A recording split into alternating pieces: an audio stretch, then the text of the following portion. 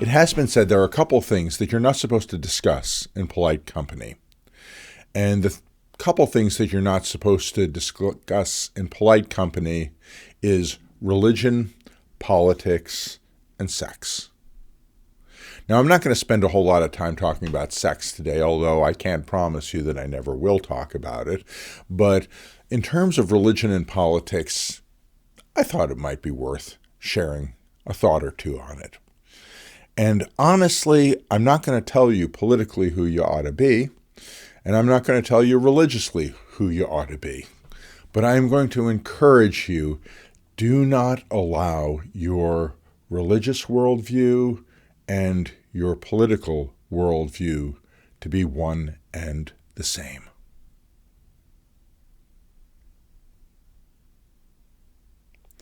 I am hoping that people who grow, people who mature, people who become adults, people who contribute in society understand the importance of your politics and your religious understanding to be separated.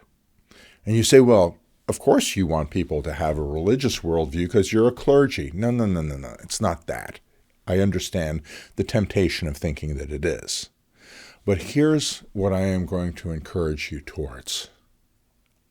There is no system that can bear all of the power without corruption to take your religious worldview and your political worldview and combine and fuse them together.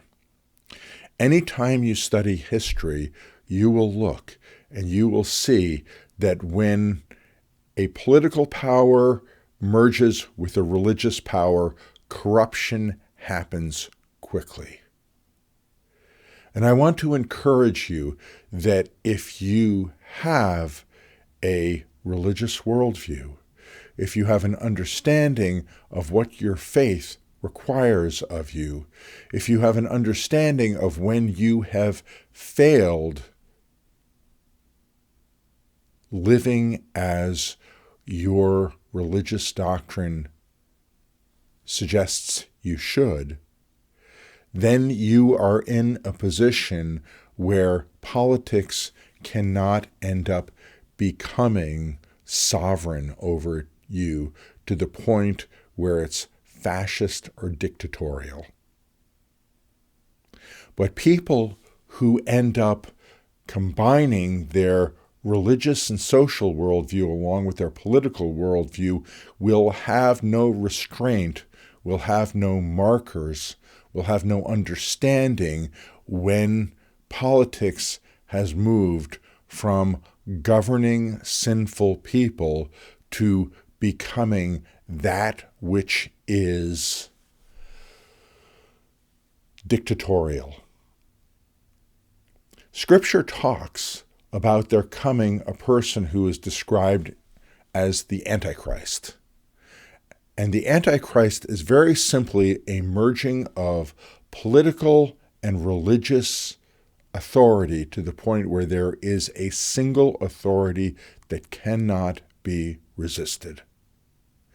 And if there is a single authority that cannot be resisted, it doesn't matter whether it's dictatorial, it doesn't matter whether it's fascist, it doesn't matter whether it's communist, and it doesn't even matter if it has a layer of respectability on it that seems to either be a republic or democratic.